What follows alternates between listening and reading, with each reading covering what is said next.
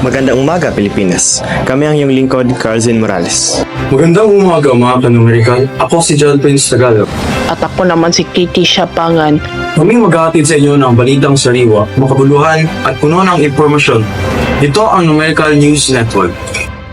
Sa ulo ng nagbabagong balita, sumrisit ng pagbabago ng populasyon. Ang pangunahing pundasyon para sa pagkita ng pamumunuhan sa umuusbong na merkado. Pagpalit na ang matinding init. Pagsusuri papahiwatig na mas mainit na temperatura sa tag-init. Ulat ng kumpanya nagpapakita sa tumataas na benta. Karaniwang tanuang paglago umabot ng 15% sa loob ng 3 taon. Paglayo ng populasyon, maaaring larawan ang bilang arithmetic sequence. Pagsusuri ng karaniwang temperature sa isang linggo. Pagtuloy ng pagtaas ng estudyanteng nag-i-enroll sa Jose Maria College Foundation Incorporated. Paglago ng populasyon na maaaring ilarawan bilang arithmetic at geometric sequence. Ayon sa pinakahuling ulat, ang paglago ng populasyon ay maaaring ilarawan bilang isang arithmetic sequence kung saan ang common difference ay kumakatawan sa porsyento ng taunang pagtaas. Ipinapakita ng datos ang patuloy na paglago ng populasyon sa isang tiyak na antas. Gayunpaman, ang mga resulta ng geometric at arithmetic sequence ay pareho lamang. Ang pagkaunawa sa ganitong uri ng paglago ay makatutulong sa mga opisyal sa mas epektibong pagpaplano ng mga serbisyo at paghahanda para sa mga hamon na dulot ng lumalaking populasyon. Ang balita natin ngayon ay pagsusuri ng karaniwang temperatura sa isang linggo.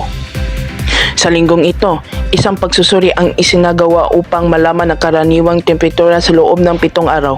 Ayon sa datos, ang mga sumusunod na temperatura ang naitala bawat araw. Lunes, 25 Celsius. Martes, 28 Celsius.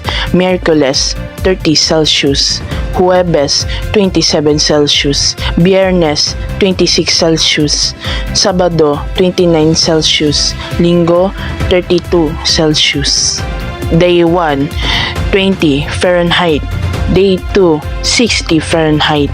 Day 3, 180 Fahrenheit. Ang datos dito ay halimbawa ng arithmetic means at geometric series. Ano ang kahulugan ng arithmetic means at geometric series? Ang arithmetic mean ay isang statistical measure na kumakatawan sa central value ng isang set of numbers. Ang geometric series ang kabuuan ng geometric sequence kung saan ang bawat term ay patuloy na i-multiply sa common ratio. Upang makuha ang average or karaniwang temperatura ng linggo, kailangan pagsamahin ng lahat ng temperatura at hatiin sa 7 araw. Ayon sa pagsusuri, ang karaniwang temperatura para sa linggo ay 26.7 Celsius. Ang impormasyon nito ay makatutulong upang mas maintindihan ang pattern ng temperatura na maaring maging gabay sa mga plano sa susunod na linggo. Patuloy ng pagtaas ng mga estudyanteng nag-enroll sa Jose Maria College Foundation Incorporated.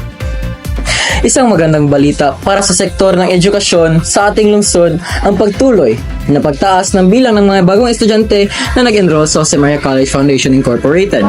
Sa nakalipas na taon, lumago lang matatag ang bilang ng mga mag-aaral na nagbigay ng positibong pananaw para sa hinaharap ng paaralan at mga programa nito.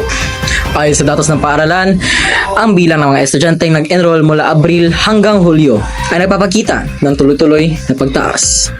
Ang ganitong paglago ay nagpapakita ng tiwala ng mga magulang at estudyante sa kalidad ng edukasyon na inaalok ng Jose Maria College Foundation Incorporated. Inaasahan ng administrasyon na magpatuloy ang pagtaas ng bilang ng mga enrollees sa mga susunod na buwan, patunay ng kanilang epektibong programa at pangako sa academic excellence. Isang halimbawa ito sa arithmetic series. Ang arithmetic series ay ang kalahatan ng mga terms sa arithmetic sequence. Ulat ng kumpanya nagpapakita ng tumaas na benta. Ano ang geometric mean? Ang geometric mean ay isang paraan upang makahanap ng average na mga numero at pamamagitan ng pagpaparami ng mga ito ng magkasama at pagkatapos ay pagkuha ng square root. Ang aming pananaliksik ay nagpapahiwatig na ang mga benta ng isang partikular na kumpanya ay tumaas ng 20% sa unang taon, 30% sa ikalawang taon at 15% sa ikatlong taon. Sa nakalipas ng 3 taon, ano ang naging average na taunang rate ng paglago ng benta ng kumpanya? Gagamitin natin ang geometric mean gaya ng nabanggit upang kalkulahin ang average na taunang rate ng paglago. At ito naman ang pagwakas ng aming ulat ng balita para sa araw na ito. Salamat sa pagsali sa amin. Matiling nakatutok para sa higit na pang mga ma-update sa mga kwentong ito sa iba't iba pang mahalaga na isyu. Hanggang sa sunod, mag-ingat at manatatiling mga kaalaman.